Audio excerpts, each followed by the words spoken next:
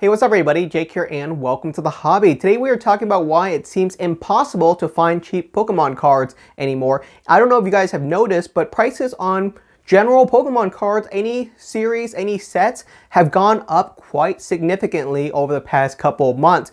I remember there was a period of time when you could pick up most Pokemon card booster boxes for below $100. You know, a standard set would cost right around $99 to $100 over here in the US, and the most affordable sets could have gone for as low as $80 a booster box, but those days are long gone. Nowadays, even the cheapest, the most cheapest booster box I can find are going for $115 to $120 if you're lucky, and most standard sets are going for right around $125. I remember looking back at prior videos, I would say when Temporal Forces was released, Paradox Rift was released. You guys remember those sets? I remember it's kind of a running joke, but every time a new set comes out, whether it be Temporal Forces, Twilight Masquerade, Shrouded Fable, one of the top comment is always saying, "This looks to be a player-centric set and not a set for collectors." That was always in the comment section, and you never see that anymore. So it seems like the general consensus is that now it's a little bit of a seller's market. I would say for the past 12 months, it was a bit of a buyer's market where there were a ton of affordable sets. There were just really cheap Pokemon cards. There was a lot of stuff that is readily and plentifully available, and nowadays it doesn't seem to be the case anymore. If you're looking to pick up even a cheaper end illustration rare, something like the Ralts illustration rare from Scarlet and Violet, you know, a very solid illustration rare, but nothing super crazy here. Well, on the open market, that card in a PSA 10 is currently going for right around $250 to $300 in a PSA 10. That means if you got this card graded in a PSA 10, it's worth the value of double or triple most whole entire sealed booster boxes in one single illustration rare. So we're going to definitely talk about why has the market shift so much and what's causing this general shift. And I think there's two key indicators that's causing this big shift. The first big one, at least over here in the US, is that GameStop opened their door to allow grading from PSA, and this has made it so much more readily available to grade Pokemon cards. And that seems to be kind of a sweaty topic, but the general consensus is that around 10 years ago, if you wanted to grade your Pokemon cards, you were a massive nerd. Only the absolute biggest nerds in the world graded their Pokemon cards 10 years ago. But nowadays, it's completely socially acceptable and a huge part of the hobby. Most people enjoy graded Pokemon cards, and most people know graded Pokemon cards increase the value of your collection. Whether you agree with that, whether you're a die-hard raw collector or not, these are the truths of things that are happening right now, is that when you grade your cards, you increase the value of your collection, and grading has never been easier. So many basic collectors who are just, you know, your run-of-the-mill people who have couple of $100 inside of their collection. They cracked open a couple of ETBs here and there, nothing super crazy. They generally would never grade their cards, but now that option is readily available to them, and that hooks them significantly into the market. The second big reason that's causing a huge shift in the hobby, where there's just a lot more excitement, is thanks to the Pokemon TCG Pocket. Whether you like it or not, and I have played the game, I think it's a pretty solid game. Whether you like that game or not, the Pokemon TCG Pocket has absolutely introduced Pokemon card collecting to millions of collectors.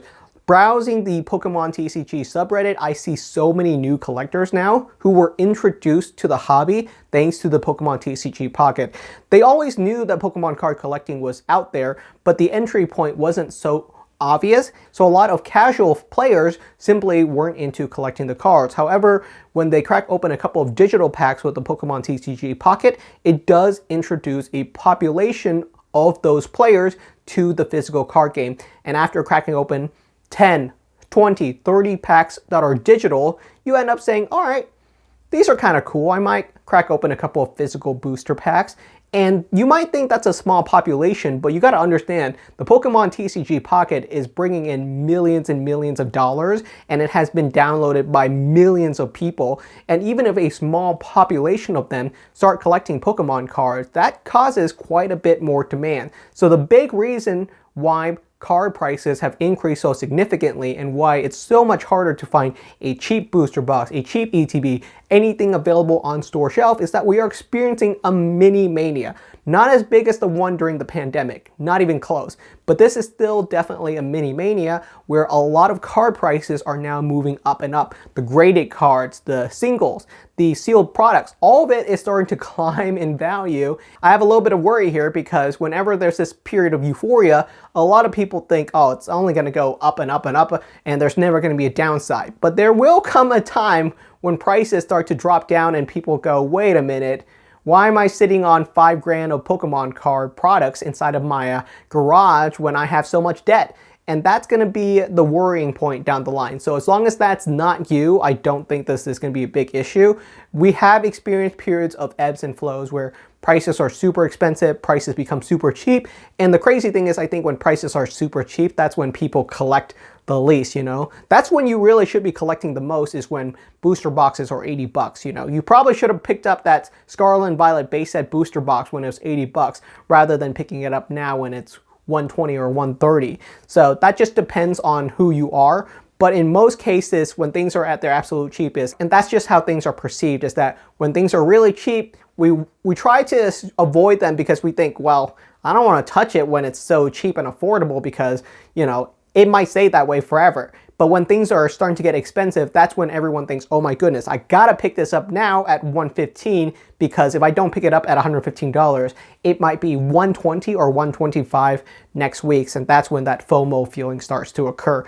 And it might occur where that $115 box is now going for $125 in a week. But that's sort of a self-fulfilling prophecy, because if everyone wishes for it to come true, if we're all out there buying these booster boxes at $115, they'll obviously climb to $125 in the next week if everyone is doing the exact same thing. So that's sort of how these mania occurs. But whether you like it or not, we're kind of in a period of mania right now where card prices are very high, especially on the graded cards. You know, I would personally pick up these cards as singles and raw just because they're so much cheaper and affordable, especially if you like Japanese cards, because a lot of the exact same cards that are available in Scarlet and Violet are significantly cheaper in the Japanese format. So if you're willing to go with a different language, if you're willing to go raw, the prices drop significantly in terms of what you can afford. So if you are looking for some affordable deals, there are other options out there. But don't expect this period of mania to disappear anytime soon, especially with the release of Prismatic Evolutions in a couple of weeks. I would expect to see prices continue to stay expensive for quite a while. We might see the cheapest booster box in the hobby being available at $140 or $145. It might take us, you know, 6 or 7 months into the summer of next year or to the fall of next year before prices really start to dip. And I do expect prices to go back into a lull, probably at the start of the next generation, whatever that next generation is, at the start of 2026. I expect us to go back into a period of lull where things are starting to cool down again, because that's start of what happened at the start of Scarlet and Violet is things really started to cool down during the start of Scarlet and Violet because it's the start of brand new generations. There weren't a lot of hype and cool cards then. So I expect this sort of 3-year cycle to continue with every single new generation. It'll be interesting to see if that comes through or not, because ultimately we're moving on into the 30th anniversary of Pokemon pretty soon, and that might generate even more hype. So yeah, it'll be interesting to see how long this period of mania lasts, but I don't expect a return to cheap Pokemon card booster boxes anytime near in the future. So if you're expecting to find booster boxes for below $100, I think those days are going to be gone for a while. I'm not sure if they'll ever return, but as of right now, cheap booster boxes are kind of in the past. I don't see a scenario where we go back to sub $100 booster boxes, which is kind of a bummer. I love that price point. I love picking up booster boxes at $100. I think that was an awesome price point to pick up booster boxes at. And I think in the future, when I'm putting down pre-orders for new sets, I'm going to have to start pre-ordering boxes at $110 or $120 because every store is charging those prices after Surging Sparks and after Prismatic Evolutions, especially moving on to next year with Buddy Pokemon, with the return of Rockets. With a lot of these upcoming sets, I just don't see pre-orders for these sets being super cheap. So it's a little bit unfortunate, but with the